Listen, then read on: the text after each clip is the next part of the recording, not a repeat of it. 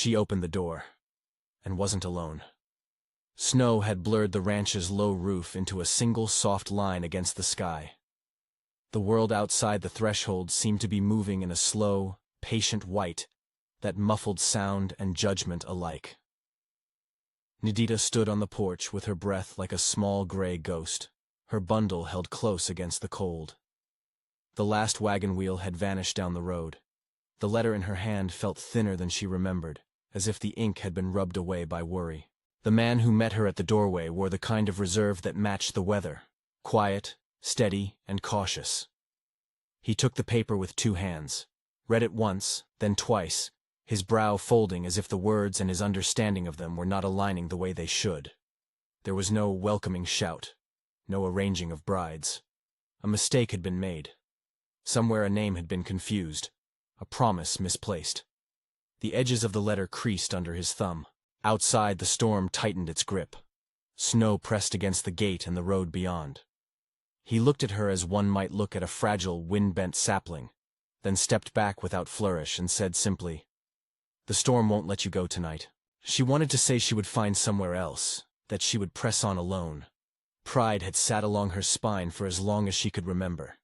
But the wind had a way of making a person small. Inside the ranch house, the first thing she heard was a kettle's low, patient whistle and the smell of broth that had known fire all afternoon.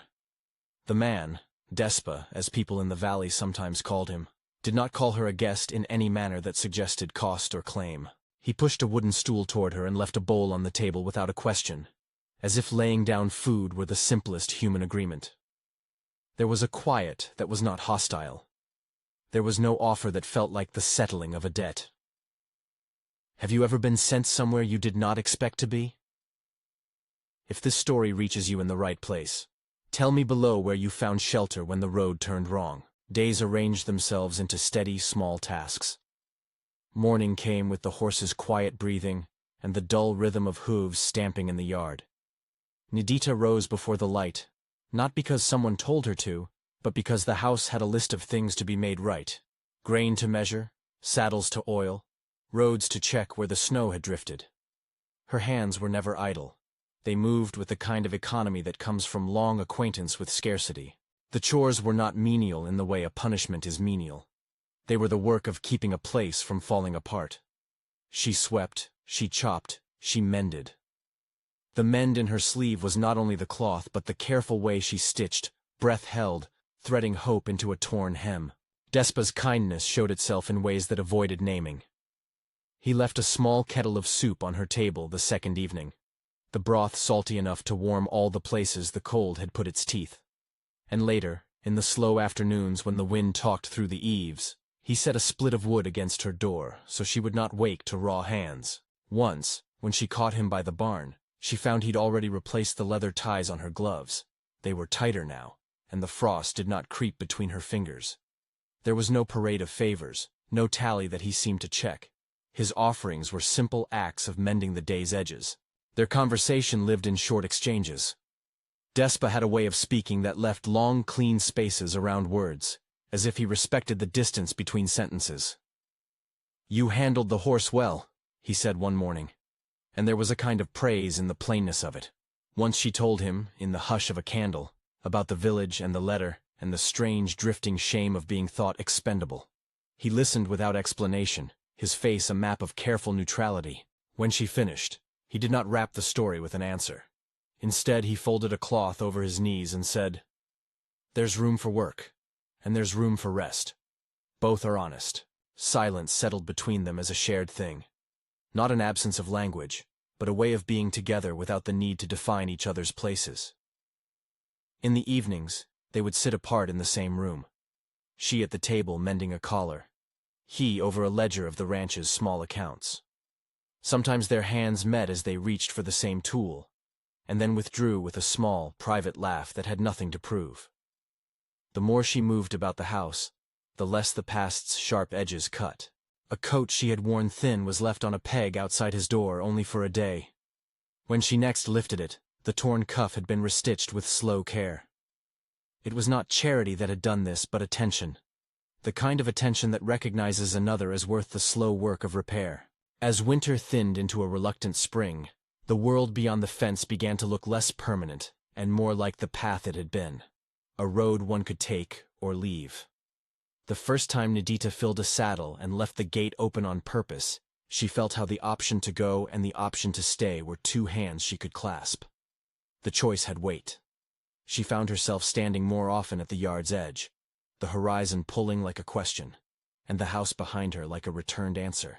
Each morning she packed a small bag in the light, then unrolled it, and hung the shirt she had folded back in the closet. Packing felt like making a decision, but leaving required naming what she left it for. One day, as light cut through the frosted panes, and the house hummed with the kind of ordinary labor that made a life, Despa came to the porch with a small bundle in his hands. He sat on the step and folded his knuckles around it so it looked like a thing given careful thought. He did not press or plead. He did not tell her of debts paid or promises due. His voice carried the plain weight of a man who had thought about what it means to offer without owning. "You owe me nothing," he said. There it was, not an absolution nor a claim, but a clearing of the space between them. His gaze held no ledger. He understood that shelter had been offered because it needed to be offered. It had not been a bargain struck. She felt something in her chest that was not relief alone but a steadier thing.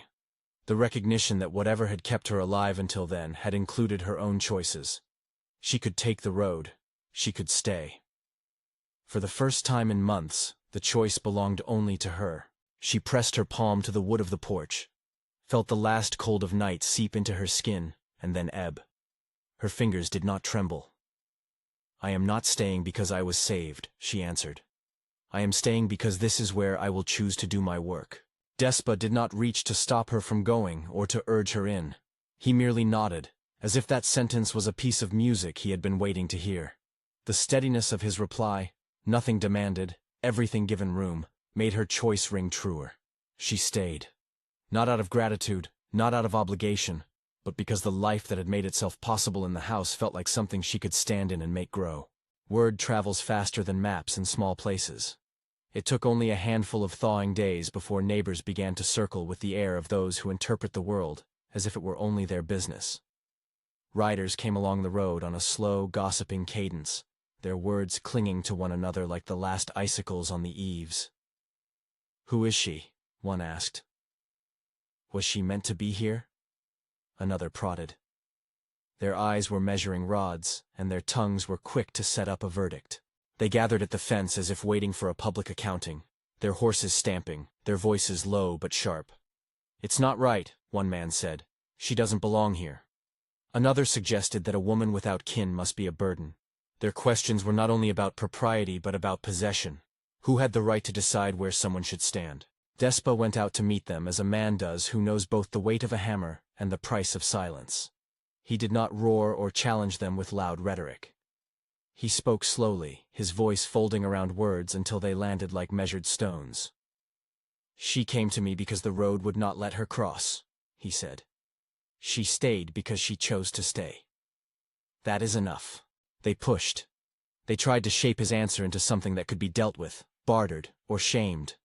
But Despa continued with a careful firmness, unflinching and clean. "She is not your concern unless you offer to take what you owe her. Otherwise you can keep your counsel to yourselves."